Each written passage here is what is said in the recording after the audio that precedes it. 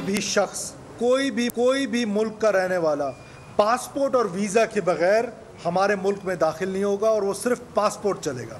हमारे जो illegal immigrants हैं, इलीगल सिटीजन्स हैं, जो पाकिस्तान में इलीगल मीन्स के साथ रह रहे हैं, उनको हमने 1 नवंबर की डेडलाइन दी है। 1 नवंबर तक वो रज़ाकाराना तौर पे वापस अपने अपने ममालिक में चले जाएं। गैर कानूनी तौर पर मुकीम तमाम गैर मुल्कियों को पाकिस्तान से निकालने का फैसला। एपेक्स कमेटी ने 1 नवंबर तक डेडलाइन दे दी। वज़ीर आज़म की ज़ेर सदारत होने वाले इजलास में फैसला हुआ कि गैर कानूनी मुकीम गैर मुल्की 31 अक्टूबर तक अपने असासे फ़रोख्त कर दें। डेडलाइन ख़त्म होने पर गैर मुल्कियों की जायदादें कर्क कर दी जाएंगी। निगरान वज़ीर दाखिला सरफराज बुख्ती ने कहा कि अफगान शहरियों के पाकिस्तान में हमलों में मुलविस होने के शवाहिद हैं। 5 नवंबर के बाद जो भी आएगा वीज़ा लेकर आएगा। तमाम गैर कानूनी मुकीम गैर मुल्कियों को डिपोर्ट कर दिया जाएगा। गैर कानूनी मुकीम गैर मुल्कियों की जायदादें जब्त करेंगे। सिंध हुकूमत ने गैर मुल्कियों को निकालने के लिए इकदाम शुरू कर दिए। सूबाई, रीजन और ज़िलाई सतह पर अमल दरामद कमेटियाँ कायम। महकमा दाखिला सिंध ने नोटिफिकेशन जारी कर दिया। कमेटी के कन्वीनर एडिशनल चीफ सेक्रेटरी दाखिला होंगे। कमेटी में police, core headquarters, IP, NADRA, FIA, ISI और कमिश्नर्स और अफगान पनाह गुज़ीनों के नुमाइंदे भी शामिल हैं।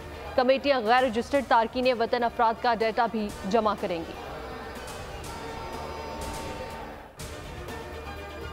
पाकिस्तान के पास आगे बढ़ने के लिए एक ही रास्ता है, सबको मुत्तहिद होकर चैलेंजेस का सामना करना है। आर्मी चीफ की एपेक्स कमेटी के इजलास में गुफ्तगू। कहा, रियासत के रेट कायम करने के लिए हर हद तक जाएंगे। एक पाकिस्तानी शहरी की जानो माल और फलाह बहबूद किसी भी दूसरे मुल्क और किसी भी दुनियावी मफाद से मुकद्दम है। आज की एपेक्स कमेटी का इजलास हर एतबार से तारीखी था। इजलास में तमाम वफाकी और सूबाई कानून नाफिज करने वाले इदारों के सरबराहान एक छत तले मौजूद थे।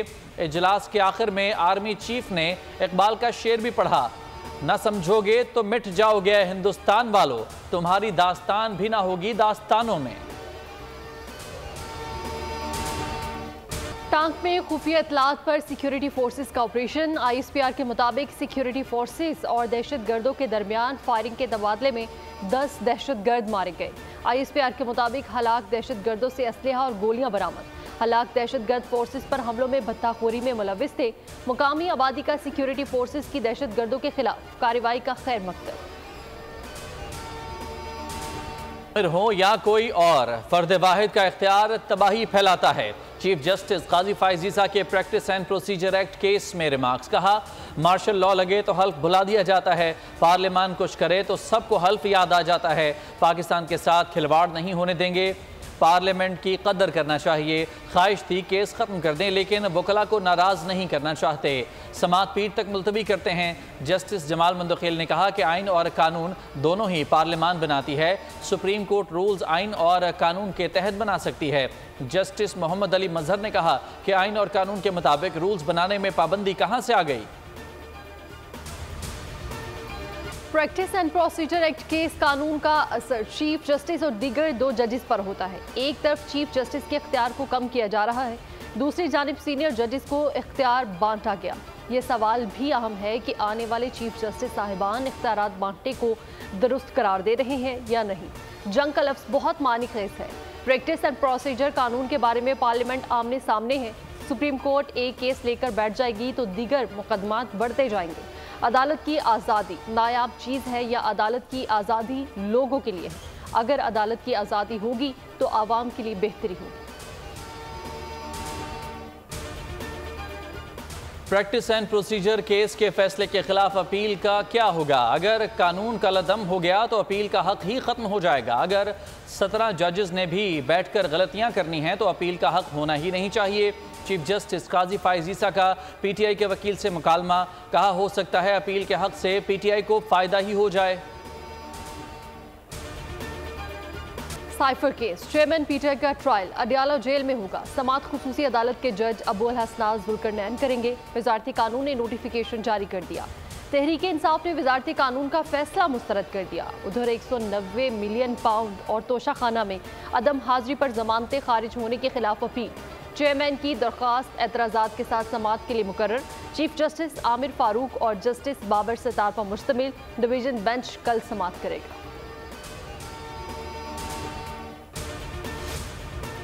इलेक्शन कमीशन ने इंतखाबात के जायजे के लिए गैर मुल्की मुबस्सिरीन को शरीक करने की मंजूरी दे दी। चीफ इलेक्शन कमिश्नर की ज़ेर सदारत इजलास में इलेक्शन की तैयारियों और इंतखाबात में गैर मुल्की मुबस्सिरीन की शिरकत का मामला ज़ेर गौर आया। इलेक्शन कमीशन ने गैर मुल्की मुबस्सिरीन से मुताल्लिक वजारत खारजा को ख़त लिखने का फैसला किया है। इलेक्शन कमीशन के एलामिया के मुताबिक वजारत खारजा इंतखाबात से मुताल्लिक गैर मुल्की मुबस्सिरीन को दावतनामे भेजेगा।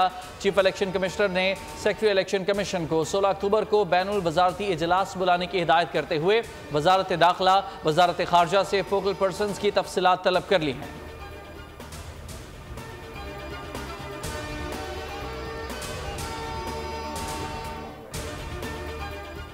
नून लीगी रहनुमा शाहिद खाकान अब्बासी गिले शिकवे दूर करने लंदन पहुंच गए। मीडिया से गुफ्तगू में कहा कि नवाज शरीफ से मुलाकात में खुलकर बात की है।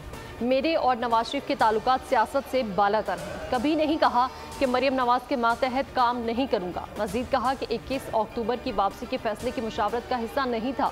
इस्तेकबाल का कायल नहीं। नवाज शरीफ को अदालती मामला दुरुस्त करने होंगे। साबिक वज़ीर आज़म ने कहा कि हमें अपने मामलात को तब्दीली करना होगा। खराबियों और नुकसानात को दुरुस्त करना इंसाफ का तकाजा है। नवाज शरीफ के वज़ीर आज़म बनने का फैसला नून लीग करेगी। मेरी हमायत का ताल्लुक नहीं। सानिया 9 मई में मुलविस लोगों के खिलाफ कार्रवाई होनी चाहिए। नवाज शरीफ को 31 अक्टूबर को खुशामदीद कहने के लिए पूरी तरह से तैयार हैं। कौम अपने लीडर नवाज शरीफ को वेलकम करने की मुंतज़िर है। राना सनाउल्लाह कहते हैं कि तरक्की का रास्ता ना रोका होता तो पाकिस्तान G20 की सफ में आ जाता। नवाज शरीफ को इक़्तिदार से निकाला और मुल्क को बहरान में मुब्तला कर दिया। ख्वाजा आसिफ ने सियालकोट में खिताब में कहा कि जनवरी में इंतखाबात होंगे। चौथी बार नवाज शरीफ वज़ीर आज़म बनने वतन आ रहे हैं। कभी हल्का बंदियों, कभी सर्दी का बहाना, कभी मईशत की राखी। अवाम की अदालत से खौफजदा लोग इंतखाबात से फरार चाहते हैं। पीपल्स पार्टी के सेक्रेटरी इत्तलात फैसल करीम कुंडी का बयान। कहते हैं कि पीपल्स पार्टी आइन के मुताबिक इंतखाबात की तारीख का मुतालबा करती है। अवाम की सियासी, समाजी और मुआशी मुश्किलात का खात्मा पीपल्स पार्टी का मंशूर है।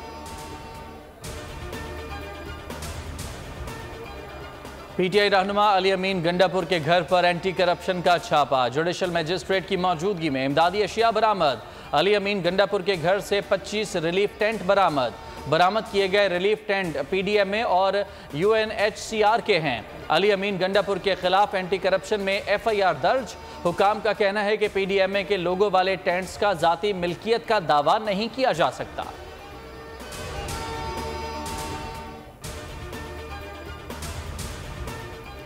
नूरियाबाद पावर प्लांट रेफरेंस में मुराद अली शाह एहतसाब अदालत तलब। साबिक वज़ीर आला सिंध को 26 अक्टूबर को सुबह 9 बजे ज़ाती हैसियत में तलब किया गया। जज मोहम्मद बशीर ने मुराद अली शाह को रिकॉर्ड समेत तलब किया।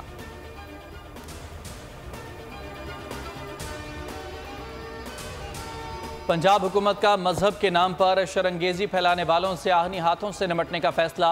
निगरान वज़ीर आला की ज़ेर सदारत इजलास। मोहसिन नकवी ने शरपसंदों और जराइम पेशा गैंग्स के खिलाफ क्रैकडाउन का हुक्म दे दिया। कहा कानून शिकन अनासर से किसी किस्म की रियायत नहीं होगी। ऐसे अनासर की फाइनेंसिंग रोकने के लिए इक़दाम उठाए जाएंगे।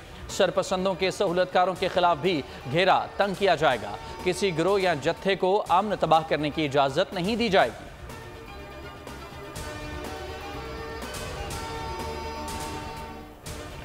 लोन ऐप्स के जरिए सादा लूह अफराद को लूटने वालों के खिलाफ मुल्क गिर कार्रवाई। सिक्योरिटीज़ एंड एक्सचेंज कमीशन ने मजीद 7 ऐप्स की निशानदही कर दी। FIA और PTA ने ऐप्स के खिलाफ कार्रवाई का आगाज़ कर दिया। SECP के मुताबिक मुश्तरका हिकमत अमली के तहत 120 गैर कानूनी ऐप्स को गूगल से हटाया गया। कई दीगर ऐप्स की मुसलसल मॉनिटरिंग का सिलसिला जारी है।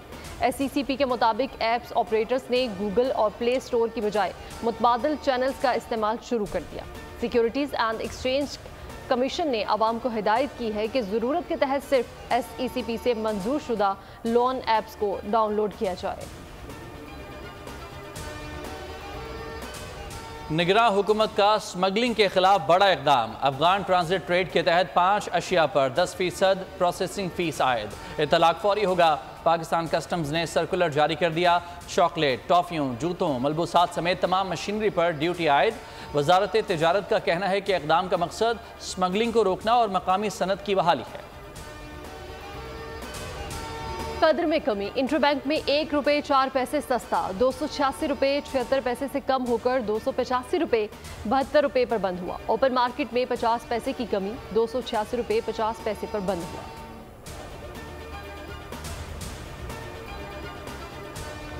आलमी बैंक ने 2025 में पाकिस्तान में महंगाई कम होने की नवीद सुना दी। मीडिया ब्रीफिंग में कंट्री डायरेक्टर नाजिब अनेसन का कहना था कि अगले साल भी अवाम को रिलीफ नहीं मिल सकता। महंगाई की शरह 29% से ज्यादा है।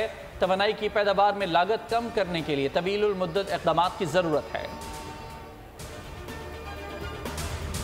J-10 और JF-17 से खौफजदा। भारतीय एयर चीफ ने J-10 और JF-17 की सलाहियतों का एतराफ़ कर लिया। कहा, चीन पाकिस्तान में ट्रांसफर ऑफ टेक्नोलॉजी हो रही है। पाकिस्तान और चीन मुश्तरका तरबियती मशक़ें करते हैं। कोशिश करेंगे चीनी टेक्नोलॉजी का मुकाबला किया जा सके। टेक्नोलॉजी का मुकाबला ना हो सका तो ट्रेनिंग पर तवज्जो देंगे। सीजा लाहौर में सफाकियत की इंतहा।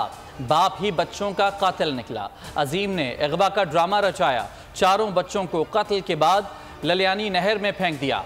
पुलिस ने तफ्तीश की तो मुलजिम ने सब कुछ उगल दिया। एतराफ़ जुर्म कर लिया। बच्चों में 12 साला गुलाम साबिर, 9 साला समिया, 5 साला नबीहा और 2 साला आयशा शामिल। पुलिस के मुताबिक मुलजिम को बेटी की पैदाइश पर गुस्सा था। हौलनाक वाक़या कहना में पेश आया। ज़ियाउर रहमान साहब जो जामिया अबू बकर इस्लामिया यूनिवर्सिटी के मुदीर थे, उनको नाहक कत्ल कर दिया गया था।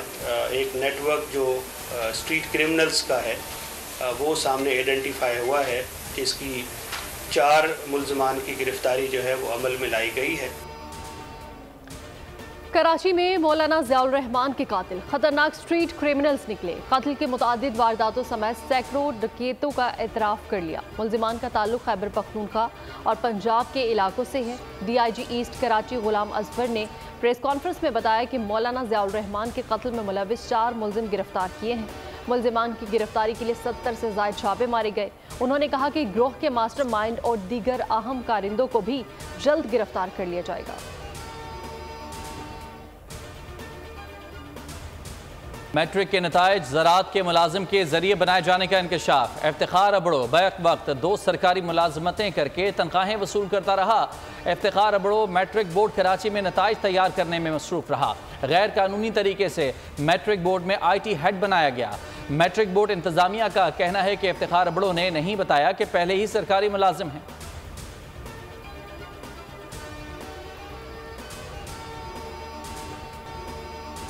वर्ल्ड कप से पहले शाहीनों का इम्तिहान। वार्म अप मैच में 352 रन के हदफ में कौमी टीम की बैटिंग। ऑस्ट्रेलिया ने पहले खेलते हुए 50 ओवर्स में 351 रन बनाए। जवाब में पाकिस्तानी बैटर्स जल्द आउट हो गए। बाबर आजम और इफ्तिखार ने मोर्चा संभाला था।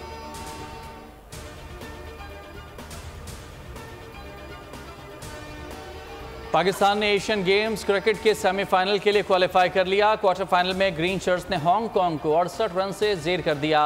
161 रन के हदफ के ताक़ुब में हांगकांग की पूरी टीम 19वें ओवर में 92 रन पर ढेर हो गई।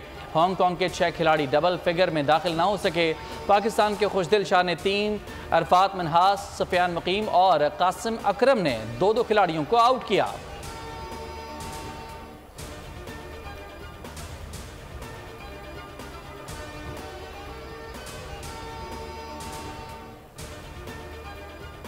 क्रिकेट की दुनिया का सबसे बड़ा मेला सजने में 2 दिन बाकी। पाकिस्तानी सहाफ़ियों और शायकीन क्रिकेट को ताहाल वीज़े जारी ना हो सके।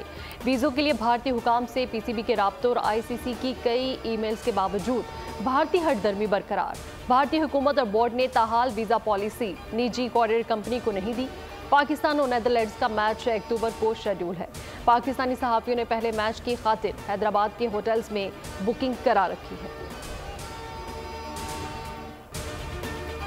पाकिस्तान के लिए बुरी खबर। Athlete Arshad Nadeem Asian games के जेवलिन थ्रो फाइनल इवेंट से दस्तबरदार। घुटने की तकलीफ की वजह से अरशद नदीम ने फाइनल में शिरकत न करने का फैसला किया। एशियन गेम्स का जेवलिन थ्रो इवेंट का फाइनल कल होगा।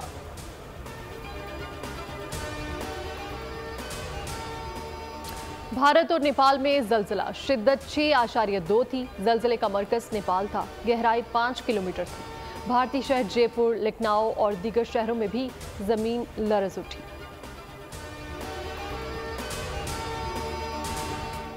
भारत कनाडा तनाज़ा मजीद शिद्दत इख्तियार कर गया। मोदी सरकार सिफारती तनाज़े पर भी इंतखाबी सियासत चमकाने लगी। भारत का कनाडा के 40 के करीब सफारतकारों को निकालने का फैसला। कैनेडियन हुकूमत को अमला बुलाने के लिए 10 अक्टूबर की डेडलाइन दे दी। हंगरी और फ्रांस के साइंसदानों ने अपने नाम कर लिया। पेरागो स्टेनी, फ्रैंक क्राउज और NL होलियर को रोशनी की रफ्तार पर तजुर्बात पर आलमी इनाम से नवाजा गया। सच्चाई और इंसाफ का हुसूल। सहाफ़ी शहबाज भट्टी की कहानी पर मबनी क्राइम थ्रिलर फिल्म गुंजल का ट्रेलर जारी। फिल्म 8 दिसंबर को रिलीज होगी।